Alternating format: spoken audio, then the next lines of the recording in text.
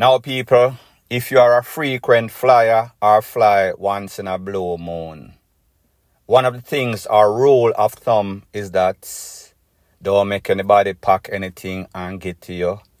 Don't take anything from stranger, any sorts of puss in a bag. If you don't know the people, them, do not carry anything go nowhere for nobody. Even if a family member, make sure say you scrutinize everything with a fine-tooth comb. My advice, don't do it, none at all. When you go to the airport, one of the most important questions that you're asked, did you pack your own bag? Did anybody pack any sorts of bag and give you? Do not lie. If somebody give you something, I better you say it, because it can be used against you in the court of law. Now, people, sometimes you have to have discretion with decisions that you make. Maybe if you go through the airport and you see a little old lady and she have a bag and she look like she has struggle, or them a tell her say she have to go pay $50 or $100 extra for her bag, you might sympathize and say, alright, me carry it since I only have one bag. If you travel like me, passport, green card, whatever the case is. Now, people, this lady is going to give you her experience of what happened when she saw an elderly lady struggling with some sorts of bag during some sorts of Easter. The old lady tell her say a 4-bun that she's carrying for some sorts of family member. She took that bag. When she took that bag, the person that brought her to the airport was lucky to be watching her and say, where do you take bag from stranger for carry? Where you do, mad? She was almost mad with the person that was giving her good advice, because she has said, no discretion is an old lady. Make she help out the old lady. After their conversation, she decides, say, you know what? Let me give her this old lady her bag. People, the story that follow is going to shock. Well, not shock you, but me just say, let this be a warning to other persons that are traveling. Do not trust any shadow after dark. Not trust no old lady. Don't throw any sorts of sympathy party. Not trust nobody, none at all. I am going to let this lady explain everything in intricate details, and then I am going to give my piece. People are not who they pretend to be. You see a man's face, but you can't see them heart. Me I tell you, say you have some evil people out there. Let me tell you something. Me I travel to Cayman in a Easter, right? Me I go up for my friend wedding, and me I travel with my friend two son. And when we reach a Norman Manley, after me check in, you have a lady come over to me, one elderly lady. People me I tell say the woman could have been my grandmother. Me not exaggerate. And the lady, she walk over to me and she have some 2 bag in her hand, and she said to me, so she don't know if them are going to lower up on the plane with the 2 bag. One of the bag have been 4 Easter bun, come I tell say na Easter. And she said to me, if me can carry the bag with the Easter bun, 4 bun in the bag. I said to her, I said, not a problem. Because me I tell you, one elderly woman, old woman, well dressed and everything. Me take the bag from the lady, and when me join the line for go through TSA, the person will carry me come at airport. It's like him look back, and when him look back, him realize say me take the bag from the lady, yeah. And him come over and him said to me, say, what you do? Me said to him, say, no man, oh God man, we have to learn, we can't live so, we have to just learn to help out people. Him said, give back the woman her bag. Me said, no, me not give her, because she can't manage, the woman has struggle. Him said to me, say, give back the woman her bag, and him start make nice at the airport. Me go back to the lady and me said to her, say, listen, me can't bother with the excitement of the night, so guess what? Say if you can't find somebody else, you carry it for you. Yeah? Then she start get upset and she say, in this life, people not do things for people no more, and she not understand what kind of world we live in or whatever. I said to her, say, lady, me they take it from you originally, you know. But because of all my act, me can't bother with the night. So guess if you can carry somebody else, you carry it for you, me give her back her bag. I go up on the flight, me know me see her upon the flight. Me can't tell you what happened to her after that. Me see her upon the flight. When we come off and reach a Cayman, and me join the line now for go through immigration, 2 police officers walk over to me and them say to me, say, me for follow them. Me say, hey? Me look round. Because me say, I can't meet them I talk to. Them say, no, follow them. So me and the 2 little kids follow them and them have me in our room. People, Jesus Christ, them interrogate me. Them have me in the little holding room for over 2 hours question me because apparently them have the woman pan observation from Jamaica. Yeah? And them see when the woman hand me the bag. Them never see when me hand it back to her, no, but them see when she give it to me and me take it from her. So apparently from Jamaica, them a watch, no one a watch to see what happen. You understand? And them have it to say the person will come on the plane, because me are the only person on the plane that travel with 2 people. So the person will come on the plane with the 2 children and she a carry the drugs. Mama, hey! The people them have me in there for over 2 hours. Me can't come out. You know, me don't know what happened to the lady, because me tell her, say, the minute me go in and join the line, them take me out of the line. So me don't know if them hold on pan she, me can't tell what happened to she, be a focus on me now, because police come take me out of the line. Them have me in the room for over 2 hours, me can't come out. Now, the person will come to pick me up at the airport, and my best friend intended husband a film wedding. And him out there, and him can't see me a come out as a white guy, but him up there in a society a key man, yeah? And him sister, me can't come out. Anyway, I find him way inside, can me tell you, say, him up there in a society. And him come in and start to talk and say, no man, you don't get the wrong person, no go so. You understand? And him have to talk on my behalf and say, no, you don't get it wrong, you don't mix it up, you don't get it wrong, no go so. And I so come in a prison today. One little elderly lady could have ended my life with 4 Easter bun. I'm just saying this to say that trust nobody. All when you see them pan stick and you see them can't move, not trust them because them heart not clean, them heart not pure. Move in a prison today because why me there at airport I try help out somebody. Somebody when me see elderly will look like them couldn't hold 4 Easter bun and the woman set me up.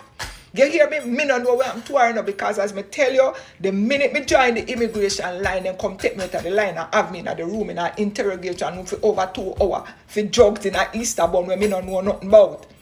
When you travel or in this life, be careful of who you trust. You see a man face, but you can't see him heart. It's not everybody where you look and see. And sometimes good people out there now. But the good have to suffer for the bad, because guess what? Trust no shadow after dark. The woman, an elderly woman, and me take the woman for a bun. Suppose the person at airport and now my money never did a behave bad. A prison would have sit down in there, because me I try help somebody. You see a man face, but you don't see them heart. Trust nobody. Me not care who them be or who them look like. No trust them, they're not good. Now, people, like I said before, and I am going to say it again. What a good thing that the person that dropped this lady off at the airport was looking back and saw that she was making a mistake by taking a bag from an elderly lady. Now, people, like me say, sometimes your conscience will trick you to be helpful when that person definitely does not deserve any sorts of help. Because in this case, we see say Granny was trying to use some sorts of guilt psychology upon the lady, and I tell her, say, oh, people selfish, rate, she use all sorts of psychs. All this while, Granny was under surveillance because Granny is a repeat offender. So therefore, the popo watch Granny. So therefore, when the popo saw Granny, don't know what type of conversation was being had with this other lady that was innocent. They probably thought that it was some sorts of conspiracy of cocoa. And what would have even been worse is that this lady might have seen this elderly lady, thought that she was innocent. When she was asked by the immigration, she would have probably said, yeah man, a my bag, thinking that she could vouch for Granny. And let this be a very important lesson to all that is listening. The good will have to suffer for the bad, especially when it comes to these airport movements of taking bags from stranger, whether before you reach at the airport or at the airport. Don't do it. My rule of thumb in situation like this, give them the middle finger, give them the FUCK off. Well, not really. Give them the Motombo finger.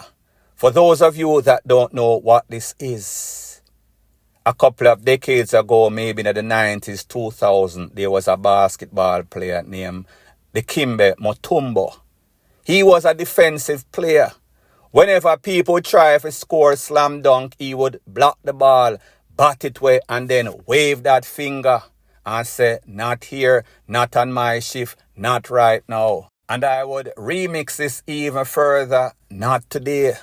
So therefore, I am not going to even engage in the conversation, because whenever you engage in any sorts of conversation, you then open the door. Keep the door, the window, the grill, everything shut. Shut them out. Look out for self. Sometimes you should not be selfish. However, sometimes you come first, you're sorry for maga dog, them turn round and bite you. Point blank and period. Now, the next thing that is popping in the news, we know that Jamaica is a very violent society. However, it seems as if this violence is also infiltrating, corrupting the schools. And there are a whole bunch of gangs, a whole bunch of bullies in the school. A couple of months ago, a student that attended St. Thomas Technical High School, 15-year-old at the time of the incidents. He went to school. He was being bullied by a group of students that call themselves the Evil Twin. So you see the gang affiliation right away. Based on the information, it is said that there was some sorts of posts made on social media, and these little vagabonds thought that they were being this, all the while they are the initiators, the troublemaker. However, it seems as if they were just looking for some sorts of reason for bully this youth like they've always been doing for months and years. On that particular day, the day before that, it is said that the group of evil twins, G-A-N-G, corral this youth, collar him up and clot him up a couple times in his face. The next day, it is said that he was leaving the school compound. He was rushed. He was pretty much bombarded. X amount of clotting from all sorts of pipe iron in his head. He actually had to use his hand to block off some of those BLOWS. He was almost BEATEN to DEATH. As a matter of fact, the doctor at the medical facility that treated him said, had he gotten probably one more, he would have been gone immediately. Luckily for this youth, however, not so lucky. The mother said when she got the call from the school that didn't bother to take him, she had to come to the school and take him to the hospital. Something is wrong with these schools and these system and emergency vehicles on a whole. When she went and saw the condition that her son was in, she said she felt depleted, as if all the blood ran from her body. The wound was so bad that it could not be stitched up. So people, said that is deep, deep, deep.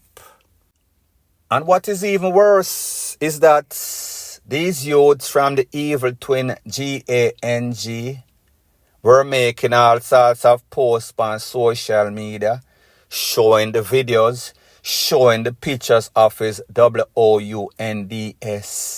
And they were playing a song where say, we do it already and we are going to do it again. Don't know which song that is. I don't know if it is the Beanie Man song, people. Me not really know. However, what I do know is that they were bragging. The mother said that she is so deeply disappointed by the school's response in the fact that on that day, when this youth got the clottings, the school did not take him, they called her. She was even more disappointed in the fact that she learned that only 15 days after this incident, these youths got 15 days suspension from the school and they were back before this youth was even close to healing. Couple months later, the doctor still did not clear this youth to attend school. So therefore, these people are back in school, the criminals, as if nothing happened, 15 days after they should have been charged with attempted murder, because that was exactly what they attempted to do. So pretty much this school is telling this lady who almost lost her son by some vagabonds that it is the protocol sent down from the Ministry of Education. Now people, this is not a one-off. This lady has went to that school on several occasions complaining. These are repeat offenders. These people should not be given any sort of rehabilitation. These youth should not be suspended 15 days, not even 15 months. They should be banned from entering any other school, including this one specifically, this one for life. Because the truth and the fact is that I am not saying that there is no way people can be rehabilitated. But you definitely have some people that don't deserve a second chance. Like I've always said, capital punishment for capital crime. Let the sentence or let the punishment fit the crime. In this case, this is attempted takeaway by some scholars who are back. And this youth and his mother, they are left to pretty much overcome their wounds, emotionally and physically, point blank and period. Now, you've often heard the saying, Jamaica gone to the dogs. Well, people, I am here to tell you that it gone back a dog in the feces. We've seen all type of demented, sick, dysfunctional stuff on our island, especially on social media. And one of the sickest of them all is a set of videos that is making the rounds on social media. I happen to have about 15 of them or so. None of them really qualify for YouTube's platform. So therefore, I am going to tell you exactly what took place. Now, the first video that I got, apparently, a man and a woman, don't know if they are a couple or they are an act. The first video I saw, the man giving the lady some sorts of lick on the table, bowcatism. And then she was pretty much doing him a favor in return.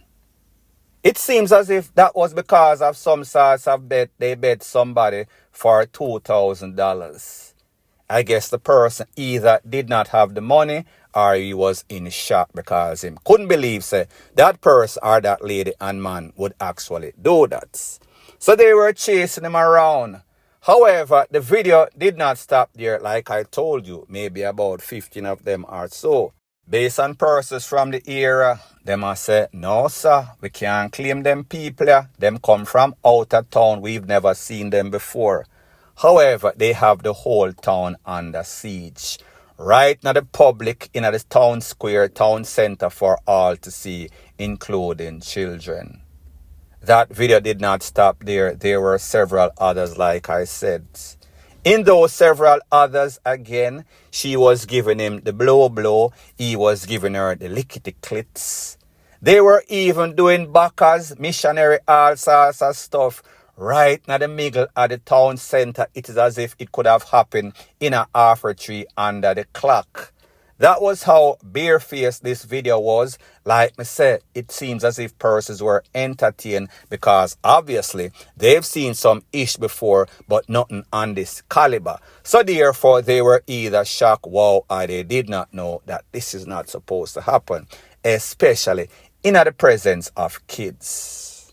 Now, people, based on information that I am getting, it is said that these persons are officially charged by the Popo. Based on the information, it is said that the man and the woman who participated in a social media viral SEX video trending were charged by the Manchester Popo maybe less than 24 hours ago. Now, people, here's the sad thing about these trending videos. And I am not a person that watch porn. Not going to say I've never watched it, but it's something that just don't interest me. It is not as if these people's SEX acts were very good. It was actually lame if you ask me, because it seems as if while this lady was giving him the Google Zella style, it seems as if he was not into it Maybe he was strung out upon some sorts of drugs. So therefore, the little Teely was not responsive. So therefore, he was pretty much giving her some half DEAD work, if I may say so myself. People, at the end of the day, the moral of the story is this. Jamaica needs to do better. However, we've realized that people are not interested in anything positive. People like sick, demented stuff, and that is why people feel as if they should do stuff like this. It is called the law of supply and demand. The more them want is the more that they are going to get. So therefore, they know that there is some sorts of market or an audience. So therefore, they are going to do it. Point blank and period. So anyways, people, thanks once again for checking out my video. If you appreciate videos like these, please show your appreciation by liking, commenting, sharing, and subscribing to my channel. That is how YouTube promotes videos like these to like-minded, sensible persons like yourself. Bless up.